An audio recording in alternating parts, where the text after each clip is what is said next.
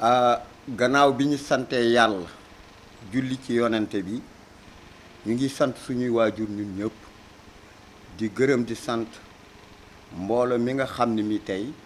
ñoo fi daje boobu li ko waral mooy ni waxtaane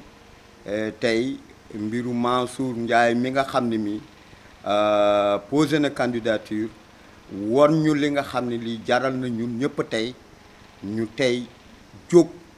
pour jàppale ko pour mairie Ross Béthio ñu ngi gërëm di sant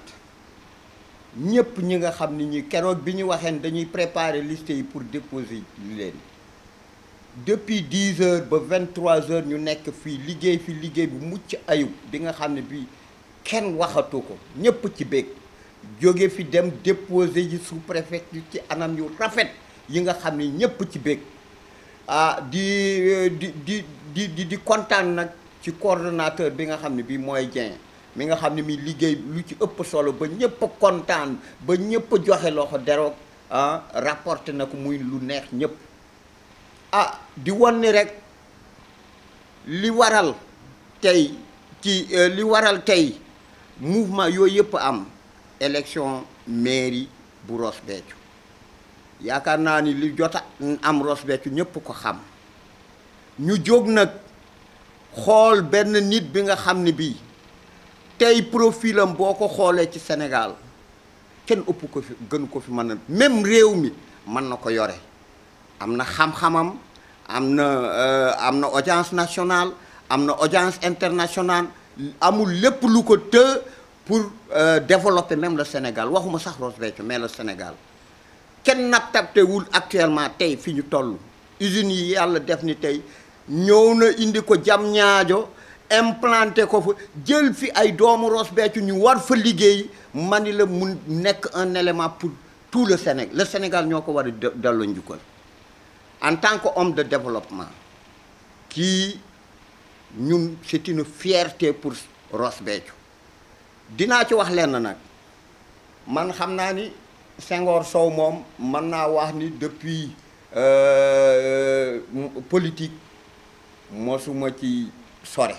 mais kii tey dinaa ci sore parce que situation Ross Béthio ni mu demee ak liggéey bi nit ñi liggéey yëpp pour que nit ñi mën a ànd nekk benn man ba ma xoolee son profil maak Amidou Demba Sow mi dañu ni l'homme idéal mooy Mansour Ross Béthio nag ñun de suñu li ñu xalaat la ñuy wax te ëllëg ak si biir dañ ci am vision bu rafet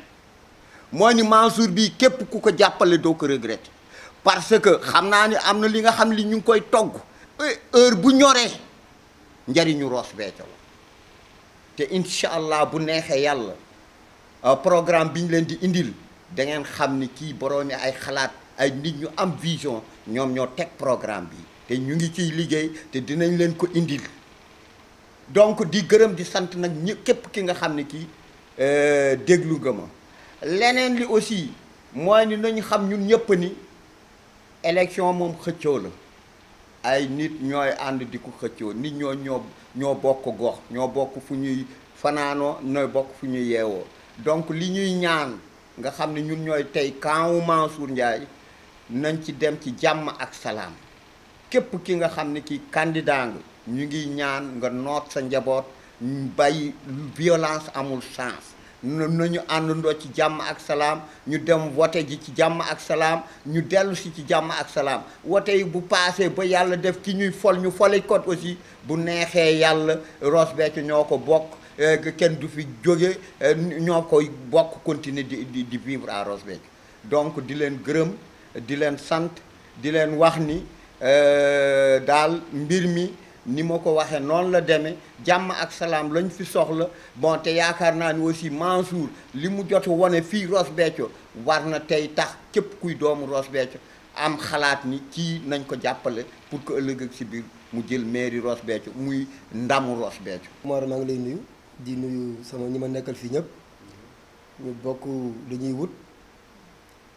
ndaje mi tey nag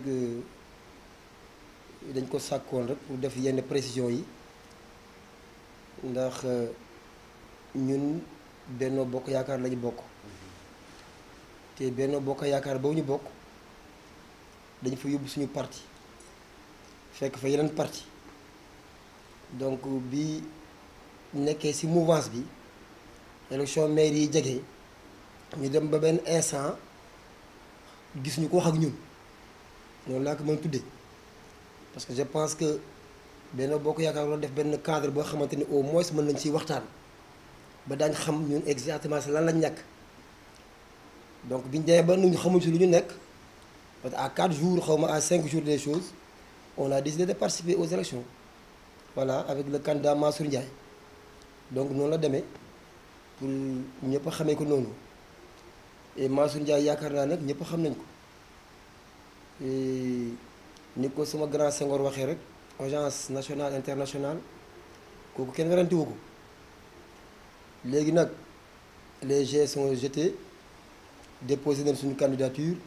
à la mairie yóbbu na suñu papier yëpp mat na sëkk ah sous préfecture du moins sous préfecture yóbbu nañ ko fa donc je pense que léegi li des mooy dem ci mbir mi di leen wax à Ross Béthio nañu voté utile nag yaakaar naa Mansour ñëpp xam nañ ay compétence am xale yu ndaw yi sax xam nañ compétence am donc je pense que le seul candidat qui a le meilleur profil c'est Mansour Ndiaye du lu ma bokk ak moom du dafa bëri xaalis wala dafa ba leneen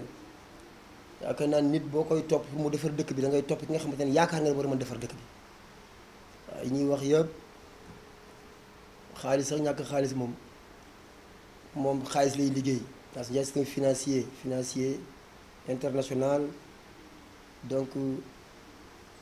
li may ñaan waa Ross Béthio Mansour Ndiaye candidat la à la mairie de Ross Béthio loolu laa leen di ñaan le 23 xaw ma le 22 ñu votel ko janvier incha allah ñëpp votel ko donc di remercier waat samay nit di remercier waa parti bi yëpp macha allah seen li ngeen si def yëpp nekk def nga ci ca vraiment sa coono ñu ngi leen di koy remercier te laajuñu leen dërëm joxuñu leen dërëm donc nañ si ñëpp jàpp di jéem a fal président Mansour Ndiaye di ñaan jàmm di woote jàmm ñun jàmm kese la ñuy woote parce que Ross Béthio lu ñu dëkk mu ñu woote lu dul jàmm xuloowuluñ kenn xeexulowuñu kenn loolu daal la ñuy ñaan que suñu président sax image boobu lay wane image boobu la moo nekk ci moom yaru na am na jàmm am na xam-xam waaw bëri xam-xam moo tax kenn déggu ko mën a tekk waaw xam nga gars yi bëriwul xam-xam moom dañuy foo ndeg coow li foo leen fekk coow seen coow lay bari dañuy mel ne man waaw loolu c'est ça di la sant di la gërëm Umar di sant ñëpp di leen gërëm jërëjëf